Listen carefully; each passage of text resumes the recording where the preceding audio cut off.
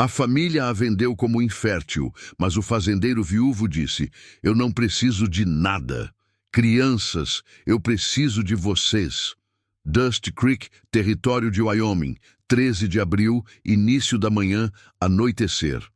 O sopro da primavera alcançara a pradaria, trazendo consigo vestígios de terra descongelada e a promessa de novos começos.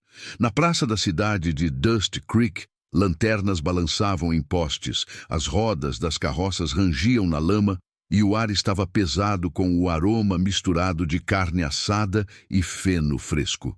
Agricultores, comerciantes, artesãos e os habitantes da cidade circulavam entre as barracas de artigos de couro, marcas de gado e buquês de flores silvestres. No entanto, sob o ó-riso soava mais agudo, o tilintar de moedas, o murmúrio baixo de barganha e o grito de uma vez, duas vezes. Elisa May estava na beira da praça, botas enlameadas e respiração visível no ar frio do crepúsculo. Ela estava 23 anos, esbelta, com cabelos castanhos ondulados presos sob um chapéu desbotado. Seus olhos eram amplos, hesitantes. Uma mancha de antiga culpa, ou talvez de fracasso, instalou-se neles. Sua testa. Ela tinha sido trazida para cá por seu pai, Tom May, um cavalo que outrora fora próspero. Comerciante, agora sufocada por dívidas. Atrás dela, seu pai pigarreou e jogou. Ele ergueu os ombros e a apresentou como se apresenta um cavalo ou um boi. Anunciou em voz alta o suficiente para todos ouvirem. Para ouvir. Senhoras e senhores, aqui temos uma mulher habilidosa em tarefas domésticas. Ela gosta de cozinhar e fazer trabalhos manuais. Não pode ter filhos, mas se você precisar de alguém, quem ficará ao lado da sua lareira, dê uma olhada. As palavras atingiram como um tapa na cara o peito de Elisa. Sussurros percorreram a multidão. Homens com chapéus empoeirados cutucaram uma delas. Outra. Mulheres puxavam crianças para trás das saias. Carga de gado, seu pai. Continuando. Metade do preço de um boi, pessoal. Sem grandes promessas, mas alguém. Quem sabe como manter o rancho funcionando? Alguém disposto a ficar com ela hoje à noite? Elisa engoliu em seco. Suas bochechas ardiam de vergonha. O vento primaveril não fazia nada para aliviar a ardência. Ela já havia tentado todos os remédios, todas as orações, todos os goles amargos, oferecido por parteiras. E como ela não podia dar um filho ao marido, foi mandada de volta para casa naquele mesmo dia. A mulher mais jovem chegou à porta dele. Agora ela estava ali parada, uma mercadoria, uma barganha. Tom May levantou a mão, apontando para uma mesa rústica de madeira, onde ele depositou uma pequena bolsa de couro com moedas. A multidão que assistia silenciou. Então, Garrett Coles deu um passo à frente, saindo da beira da multidão. Ele era corpulento, tinha um queixo forte, 35 anos, com linhas de tristeza gravadas em seu rosto bronzeado pelo tempo.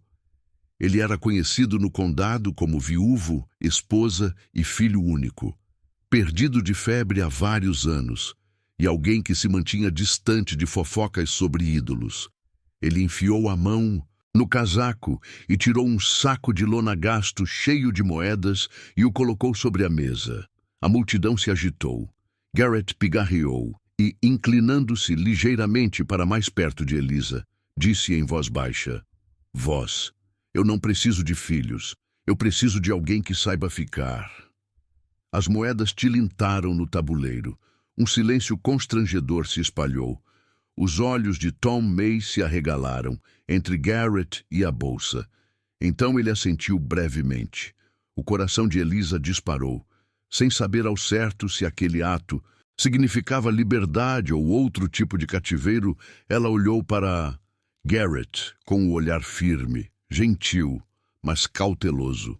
Não lhe ofereceu um anel, nem fez nenhum gesto brusco. Promessa, sem gestos ostensivos, apenas um aceno discreto. A multidão suspirou, alguns se mexeram. Desconfortavelmente, os outros se afastaram. Elisa permaneceu imóvel, com as botas firmemente plantadas no chão. A lama, o capuz tremendo levemente em sua cabeça. Garrett se virou sem olhando para trás. Ele disse baixinho para Elisa: "Se você estiver disposta a ficar", e saiu, em direção ao seu cavalo. Elisa olhou fixamente para as costas dele, as palavras ecoando em sua mente. "Fique", e ela se perguntou: "Fique e seja valorizada, ou fique e seja propriedade de alguém?" Ela olhou para o pai, seu rosto pálido, seu arrependimento. A multidão se dispersou, os lanternas balançavam ao vento, a música da primavera se perdeu no ruído dos carros de boi. Saindo, Elisa deu um passo, depois outro. A sela de Garrett rangeu. Os cavalos batiam os cascos na lama. Ela subiu na carroça ao lado dele, com o coração pesado e a mente silenciosa. Enquanto as luzes da cidade se acendiam, com a imagem de Garrett desaparecendo atrás deles, Elisa observou o perfil dele.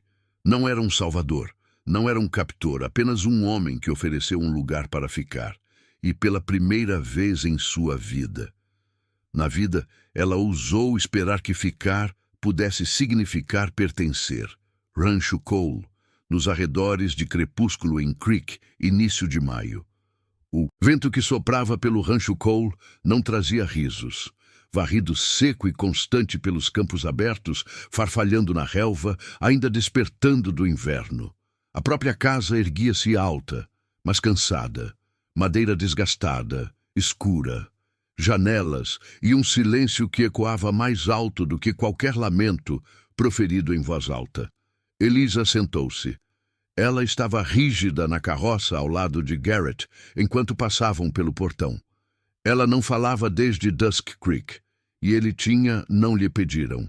Os cavalos se aproximam, suavemente, seus cascos batendo contra o chão seco. Quando chegaram à casa, Garrett desmontou primeiro, ofereceu-lhe uma mão. Ela hesitou, depois a pegou. O aperto dele era firme, não exigente. Enquanto ela desceu os degraus e seus olhos percorreram a varanda. Uma cadeira de balanço oscilava suavemente no chão. Uma brisa suave soprou. De trás da porta, ela rangeu ao abrir. Uma mulher mais velha estava parada ali, de cabelos grisalhos, com um xale bem apertado sobre os ombros e um ar de suspeita. Seus olhos. Ela não disse nada, apenas olhou Elisa de cima a baixo. Garrett falou primeiro. "Mãe, esta é Elisa. Ela vai morar aqui." Os olhos da velha se estreitaram. "Viver? Para quê?" Garrett não hesitou. "Para ajudar, só isso." Ela fungou e virou-se sem dizer mais nada. Lá dentro, a casa estava limpa, mas sem alegria, sem retratos nas paredes, sem nada. Brinquedos infantis, apenas ordem e ausência. Garrett mostrou a Elisa um quarto no fim do corredor. "Isso era usado para hóspedes", disse ele. "Os lençóis estão limpos. Você encontrará o que precisa." Ele hesitou um momento na porta. Então, como se lembrando-se de algo, saiu e voltou com um casaco de lã dobrado, macio, bordado com fios florais desbotados. "Minha esposa usou isso no inverno", disse ele, colocando-a delicadamente sobre a cama. "Achei que você pudesse precisar." Elisa passou os dedos pelos lábios, pelas costuras. Ela assentiu. "Obrigada." Garrett parou novamente na porta. Não estou aqui para substituir ninguém, e não vou pedir que você o faça."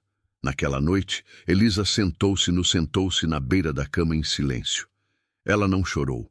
Ela não desfez as malas. Ela ouvia o vento contra as janelas, o rangido do assoalho, seu próprio pulso. Ninguém veio ver como ela estava.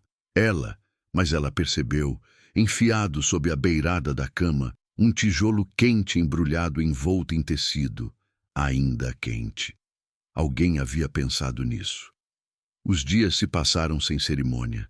Elisa trabalhava de cabeça baixa. Ela varria, remendava, roupas, ajudava com galinhas.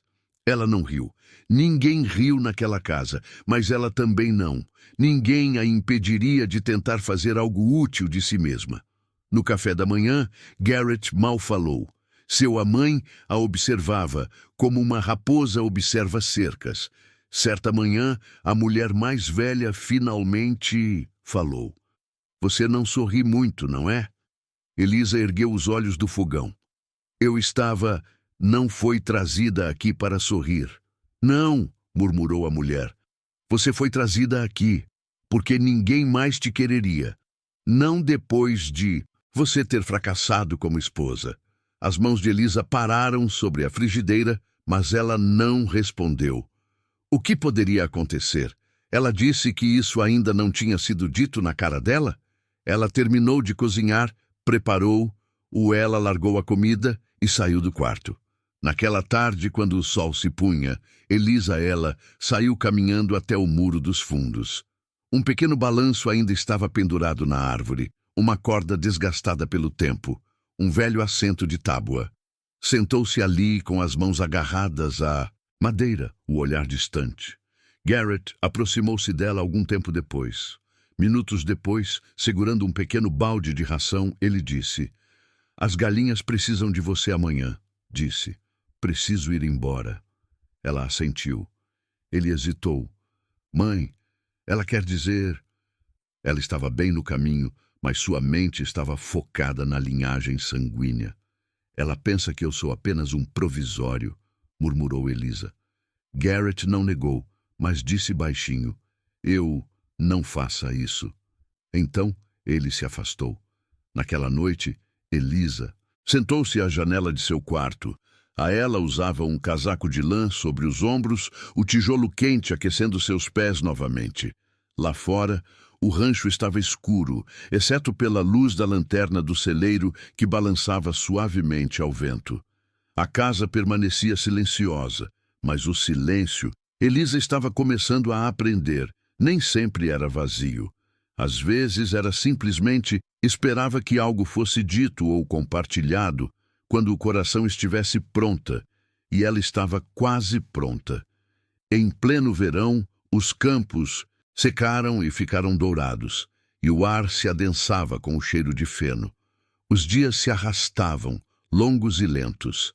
Isso era quando Elisa começou a reunir as crianças. Elas não eram dela. A maioria não tinha ninguém. Ou, pior ainda, pessoas que já não se importavam.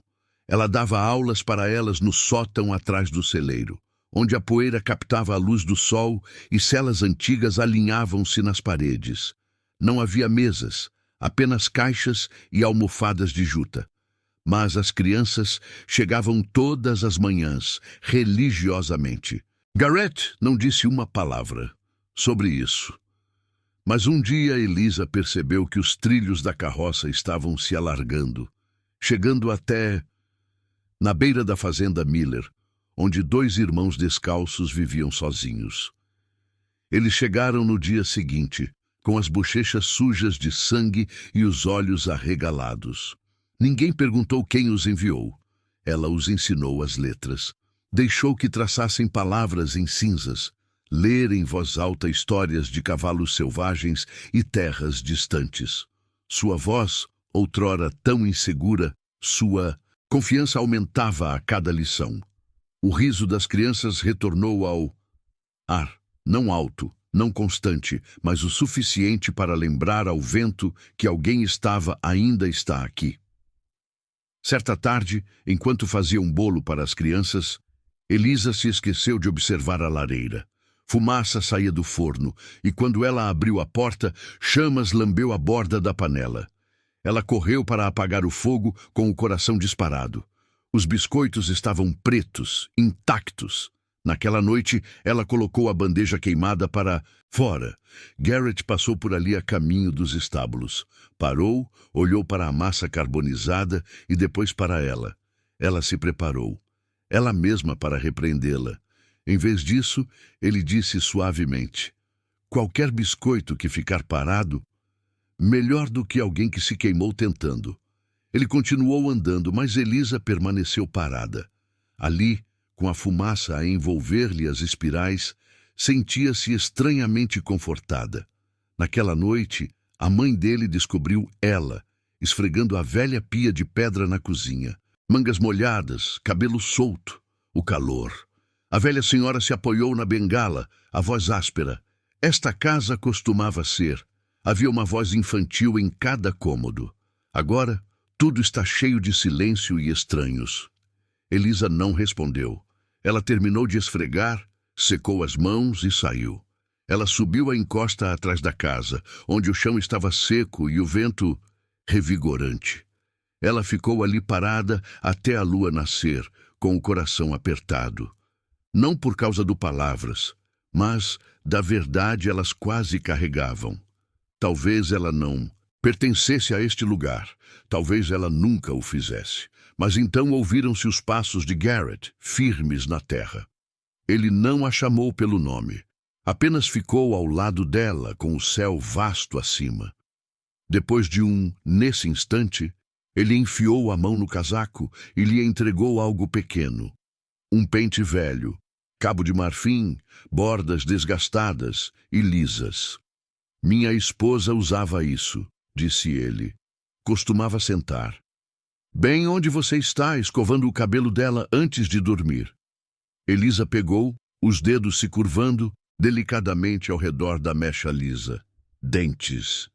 Eu nunca te pedi para ser ela, acrescentou Garrett. Ninguém aqui está pedindo. Isso, seja apenas Elisa. Ela assentiu uma vez, com o pente pressionado contra o peito. Rosa do vento, levantando a ponta do seu chale. Pela primeira vez em semanas, ela não estava com vontade de correr. No início de novembro, o vento mudou. Caiu. Vinda da crista norte, afiada e amarga, trazendo consigo mais do que apenas a mordida da geada que se aproxima. Ela carregava sussurros, flutuando entre as molduras das portas, cavalgando sobre cercas, deslizando por baixo. Grades da varanda como fumaça. Garrett Cole acolheu uma mulher que não consegue lhe dar ar. Eles murmuravam na loja, atrás de sacos de farinha e caixas de maçãs. Esposa de outra vez, não foi? Foi devolvida como um cavalo mimado. Ela não está bem, silenciosa demais. Anda como se estivesse escondendo um segredo.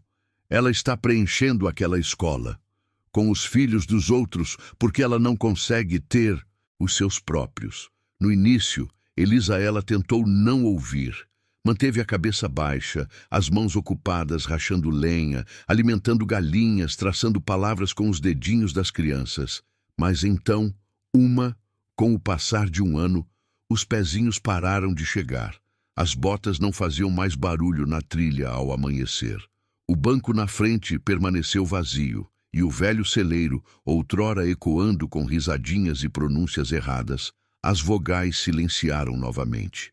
Não foram as crianças que pararam de vir.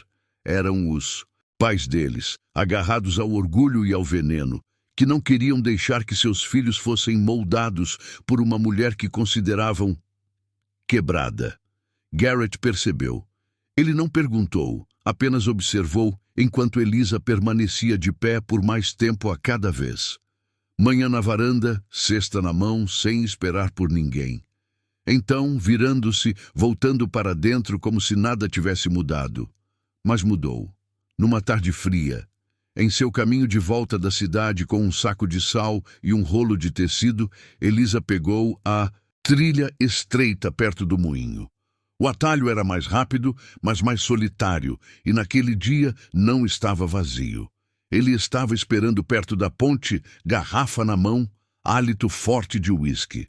Um homem de cidade, barbudo e áspero, casaco manchado. Ora, se não é aquele que eles jogaram fora.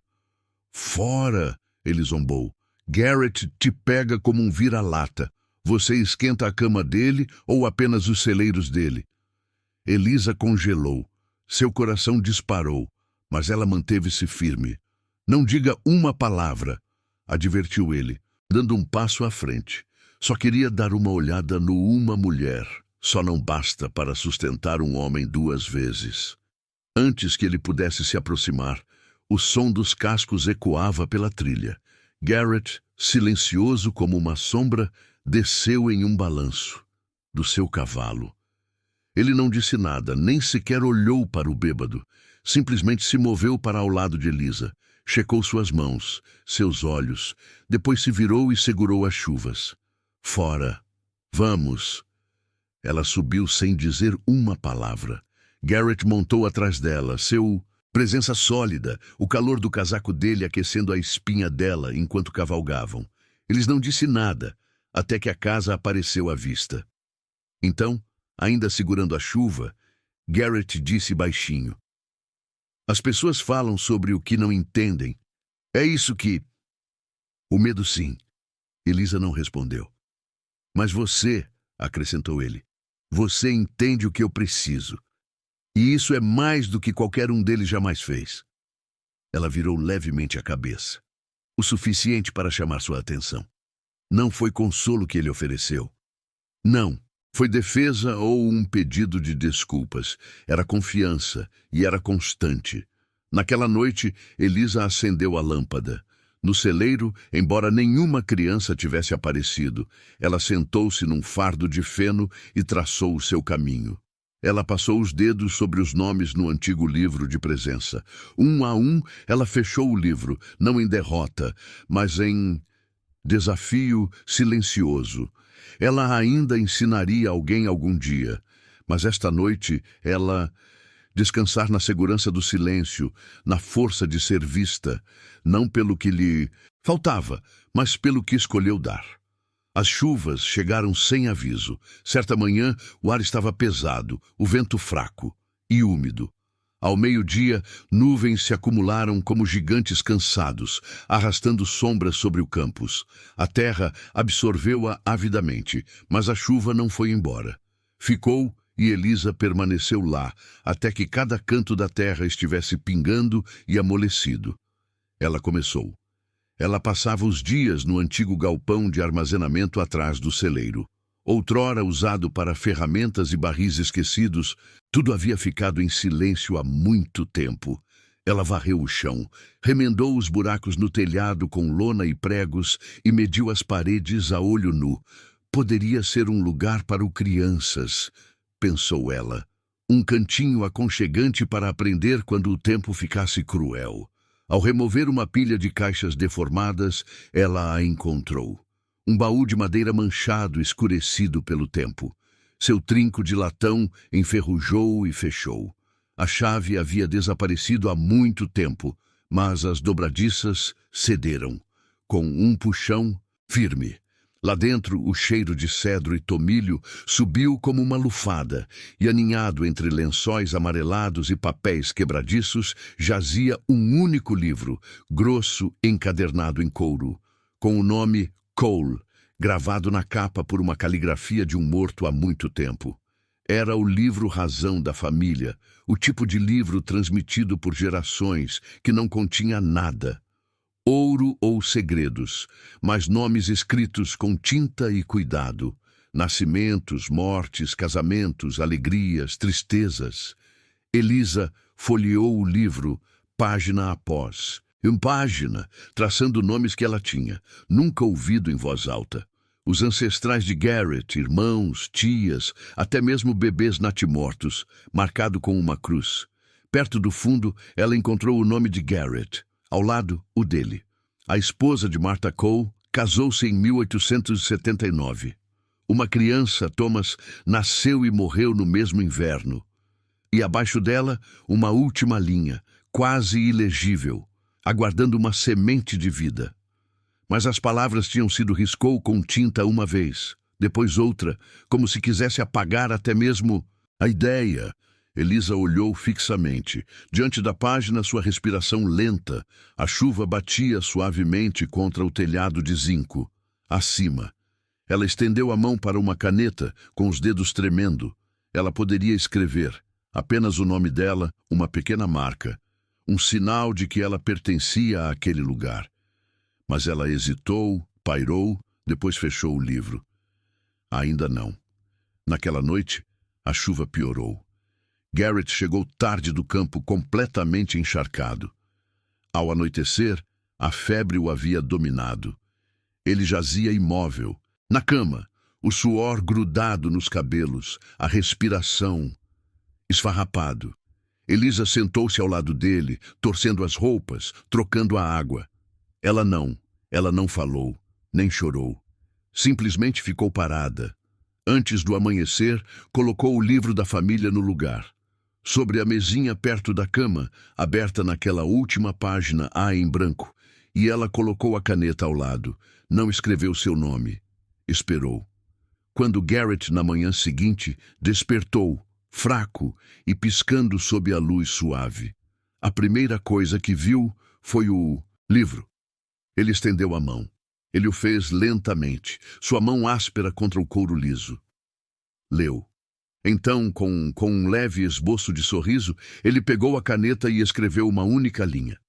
Elisa, não nascida de sangue, mas ainda assim escolhida. Naquela noite, a tempestade irrompeu. Ao céu ficou rosado com o recuo das nuvens. Elisa aproximou-se da mesa, enxugando as suas. Ela colocou as mãos no avental e parou ao vê-lo. Garrett já estava sentado. Em frente ao seu lugar havia um prato de cerâmica. Antigo, delicado, uma das poucas relíquias de família.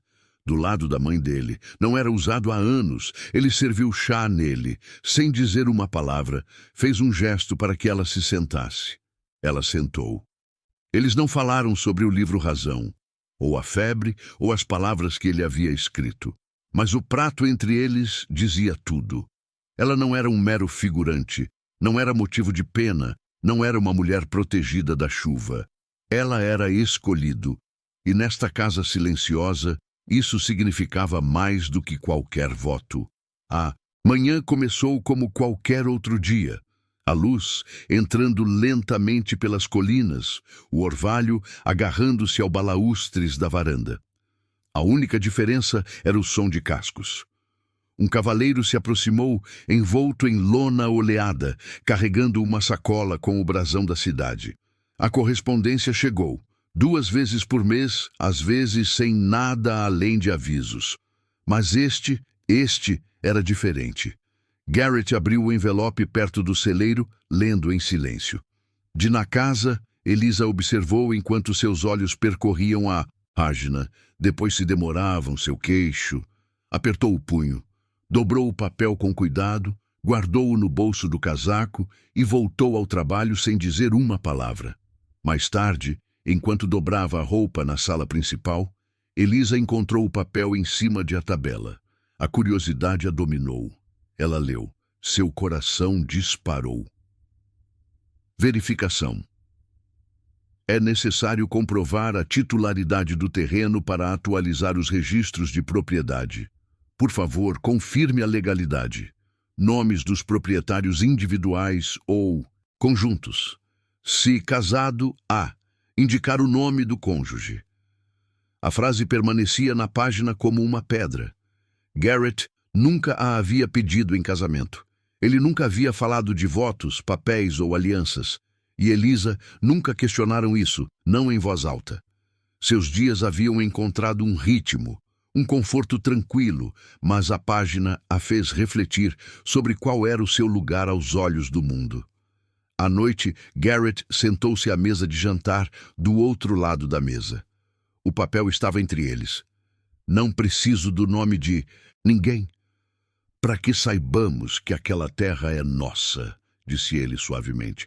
Mas se você quiser a sua lá, é só escrever, sem precisar ir ao tribunal, sem pregador. Elisa encarou o espaço em branco. Linha, o selo oficial. O espaço onde seu nome poderia constar, não como inquilina, não, como convidada, mas como algo mais. Sua mão pairava sobre a página, a caneta, tremendo.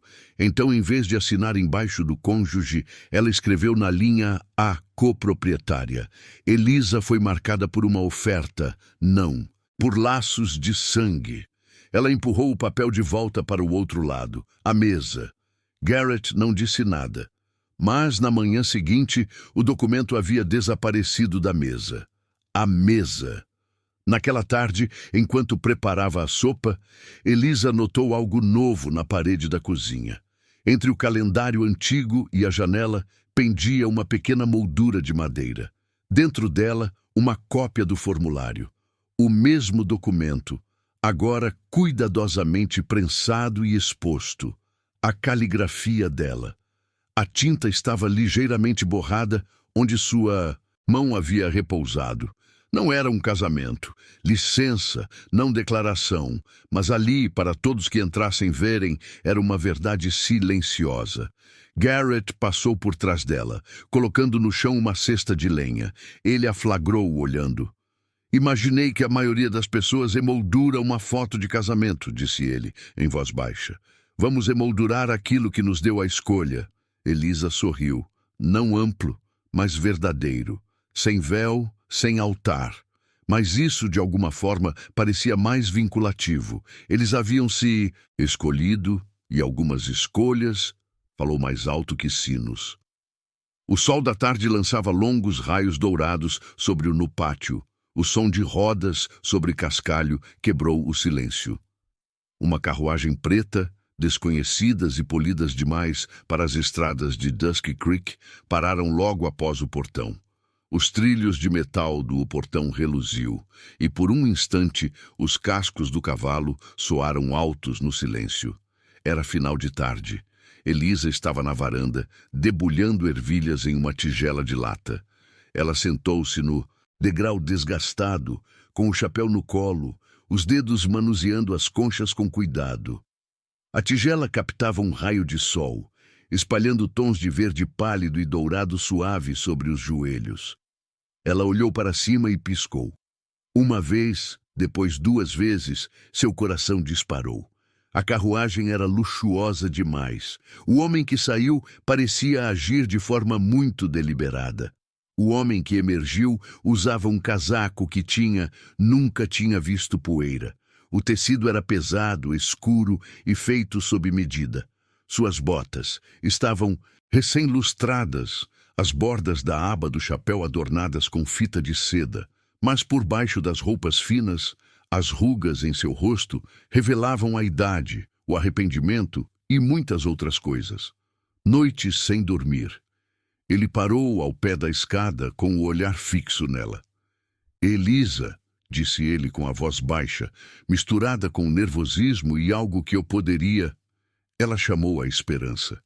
Ela pousou a tigela de lata e as ervilhas, sem que ela percebesse, rolaram para a grama. Aos seus pés. Ela se levantou lentamente. Ouvi dizer que você estava aqui, continuou ele, dando um passo à frente. Mais perto, de modo que as tábuas rangeram com um fazendeiro ensinando letras à fazenda. Crianças. Ele enfiou a mão no bolso e tirou uma pequena bolsa de veludo. Ele segurou. Ele entregou o presente a ela, roçando levemente a borda com os dedos. Eu trouxe isto como lembrança dos velhos tempos. Uma lembrança, uma oferta de paz. Elisa não aceitou. Os olhos dela se fixaram na bolsa. Depois encontraram os dele. Você chegou tarde demais, disse ela suavemente. Ele se assustou então, seu sorriso vacilando. Vim dizer que estava errado sobre você, sobre tudo. Minha esposa faleceu na primavera passada. E o médico disse, nunca terei filhos meus. Seus olhos buscaram algo nos dela. Pena. Perdão, talvez a velha chama, mas eu entendi. Sangue não é tudo, o que define um lar. Ele fez uma pausa, como se estivesse escolhendo cuidadosamente as próximas palavras. Elisa, volte. Seja minha esposa. Podemos recomeçar. Tudo ainda está por vir, para você. Dentro da casa estava Garrett. Ele estava observando. Seu permaneceu imóvel, com a mão levemente apoiada na moldura da porta de tela. Não fez nenhum movimento. Para intervir, mas seus olhos estavam calmos e firmes. Elisa encarou o estranho, bem de perto. Ela sentiu a brisa mudar, a varanda balançando entre a memória de Summer e o frio do outono. Sabe, disse ela, com a voz firme, apesar do tremor em o peito dela, eu costumava esperar que alguém dissesse exatamente essas palavras. O homem se inclinou, mais perto, com a esperança brilhando em seus olhos. Então diga sim, disse ele baixinho. Mas o homem, quem disse isso? Ela continuou após respirar fundo. Ele chegou tarde demais. Seu rosto caiu, a bolsinha de veludo escorregando de seus dedos e caindo no chão. Suas palavras ficaram suspensas no ar, entre eles como poeira na luz. Atrás dela, a porta de tela rangeu. Garrett saiu, com poeira ainda grudada nas mangas e as botas pesadas nos pés. Tábuas. Ele não levantou a voz. Sua presença por si só já bastava.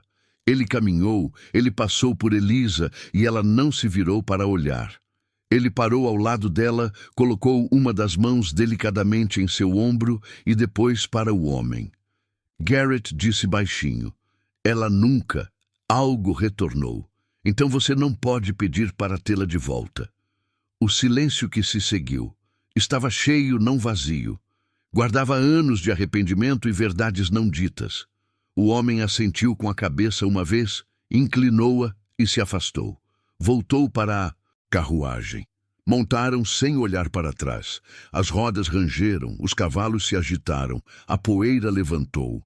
Ondulações se formaram ao redor do portão, enquanto a carruagem seguia em direção à colina. Elisa.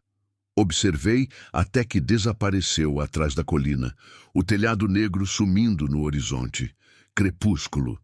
Então, ela exalou longa e profundamente e encostou as costas no batente da porta, não em tristeza, mas em paz. O inverno chegou cedo naquele ano. A neve se acumulou. Espessas camadas cobriam os telhados e drapeavam as pradarias de branco. Cada floco silencioso como uma promessa sussurrada. A pequena escola que Elisa fundara por necessidade agora se erguia como um símbolo, um lugar de esperança em um mundo muitas vezes frio. Crianças corriam pela trilha todos os dias. De manhã, agasalhados com cachecóis e luvas, chamando Mamãe Elisa e Garrett, o tranquilo.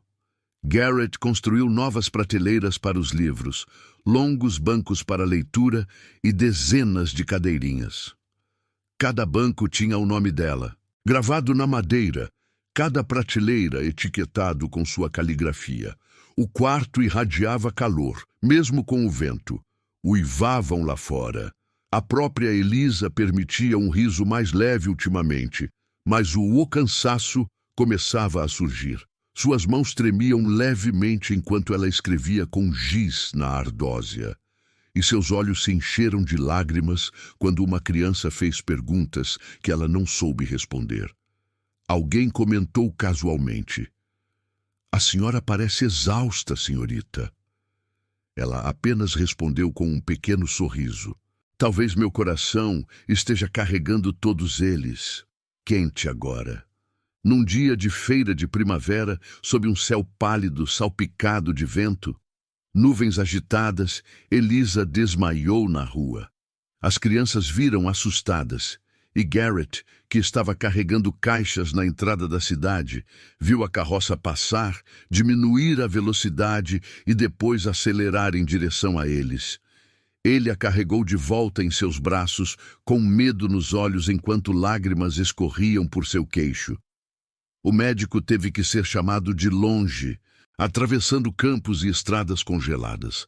Dentro da casa de fazenda, em meio ao tic-tac do velho relógio, ao som do relógio e do gemido do vento invernal, veio o veredicto. Ela está grávida, cerca de 11 semanas. Garrett permaneceu imóvel, com o rosto inexpressivo. Elisa olhou fixamente para ele. O chão e as lágrimas vieram silenciosas, quase inaudíveis. Disseram-me que eu nunca conseguiria. Ela sussurrou. O médico assentiu. Então agora você está autorizado. As semanas que se seguiram eram precárias, mas cheias de luz.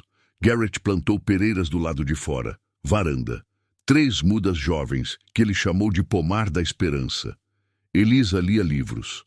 Sobre maternidade, sobre parto e canções de ninar, embora sua voz ainda estivesse suave e incerto. Na parede da sala de aula, as crianças colaram desenhos minúsculos, mãos segurando grandes corações, bebês envoltos em cobertores, flores desabrochando sob a neve. Não foi grandioso, nem perfeito. Foi sagrado. E então chegou a noite. O vento rugia, a chuva batia forte nas janelas, o horizonte rachava com trovões. Elisa apertou a mão de Garrett. O médico estava atrasado. Os celeiros tremiam com o sopro da tempestade. Nisso, naquele momento de reviravolta, Garrett a guiou, seus braços firmes, sua voz calma, mas firme. "Você não está sozinha", disse ele. "Estou aqui." Quando o bebê nasceu, seu choro interrompeu, através da tempestade, como a luz do sol quebrando o gelo. Forte e insistente, os olhos de uma menina, castanho como o cabelo, de Elisa sob a luz do outono. Garrett o segurou. Voz rouca. "Ela parece que você foi corajoso o suficiente para vir aonde nós tínhamos medo de ficar." Num momento de hesitação, ele abriu a porta para a família. Livro Razão, o mesmo em que ele havia escrito a frase. Elisa, não nascida de sangue, mas escolhida ainda. E desta vez ele escreveu embaixo: Elisa escolhida para amar, e agora tanto amada que dá a vida. Clara, filha de duas almas que nada tinham, mas a fé. O pomar lá fora floresceu naquela primavera, flores de pereira flutuando. A brisa. A escola manteve seu nome, Escola de Elisa para Corações, não herdeiros. A menina cresceu. Crianças pequenas ao seu redor corriam para a aula e chamavam ambos de Elisa e Garrett, mamãe e papai. Embora nunca tivessem sido unidos por laços de sangue ou votos matrimoniais. No portão da escola foi gravada uma última linha, não de sangue, mas de amor. E às vezes, o amor da vida. E lá, no fundo de tudo, a velha fazenda, as pereiras, as vozes suaves e as risadas eram a prova de que até mesmo o coração dizia que era estéril, mas podia dar a colheita mais rica. E assim, no fim silencioso. Do vale, onde outrora as tempestades rugiam e o silêncio outrora se instalava pesado, uma casa. Estava de pé, com as janelas iluminadas e um jardim florido. Nem toda história de amor precisa de um casamento. Alguns só precisam de um teto, um nome sussurrado suavemente. E uma mão que não desiste, mesmo quando o mundo tenta. Se esta história encontrou um lar acolhedor, guarde esse lugar no seu coração. Não se esqueça de clicar no botão de curtir e se inscrever para mais histórias de amor. Garra, graça e o tipo de amor que constrói lares a partir de vigas quebradas. Nos vemos no próximo pôr do sol. Continue firme na sua fé.